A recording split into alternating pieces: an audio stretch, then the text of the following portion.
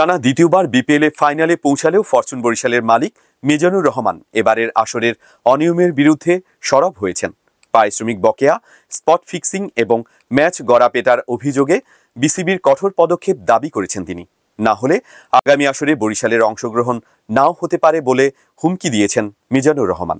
এবারের বিপিএল বিতর্কে মাথায় চেপেছে রাজশাহী ও চিটাগং কিংসের নাম। অন্তত 10 জন খেলোয়াড়ের বিরুদ্ধে ম্যাচ গড়াপেটার অভিযোগ উঠলেও বিসিবি বা দুর্নীতি দমন সংস্থা এখনো আনুষ্ঠানিক তদন্ত শুরু করেনি। মিজানুর রহমানের মতে এই অনিয়ম বাংলাদেশের ক্রিকেটের ভাবমূর্তি ক্ষুণ্ণ করছে। মিজানুর রহমান বলেন, যারা ফিক্সিং করে খেলা চালাচ্ছে তাদের বিরুদ্ধে কঠোর ব্যবস্থা নিতে হবে।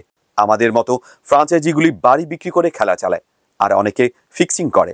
এটা কোনোভাবেই গ্রহণযোগ্য নয়। বিদেশি খেলোয়াড়দের কাছে বাংলাদেশের ভাবমূর্তি ক্ষুণ্ণ হওয়ার কথাও উল্লেখ করেছেন মিজানুর রহমান। তিনি বলেন, এবার বিদেশি খেলোয়াড়রা অগ্রিম টাকা চাইছে, যা আগে কখনো হয়নি। এটা বাংলাদেশের ক্রিকেটের জন্য লজ্জাজনক। তিনি আরও যোগ করে বলেন, যারা দল নিচ্ছে তাদের সামর্থ্য যাচাই করা উচিত ছিল। এটা নিয়ে কথা বলতেও লজ্জা লাগে। অনিয়মের সমালোচনা করলে ভবিষ্যতে বিপিএলে থাকার ইচ্ছা প্রকাশ করেছেন মিজানুর রহমান।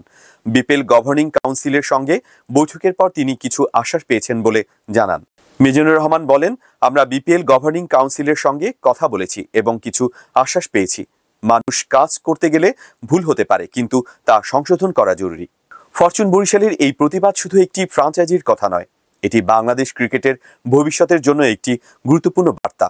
অনিয়মের বিরুদ্ধে কঠোর পদক্ষেপ না নিলে শিরোপার লড়াইও অর্থহীন হয়ে পড়বে।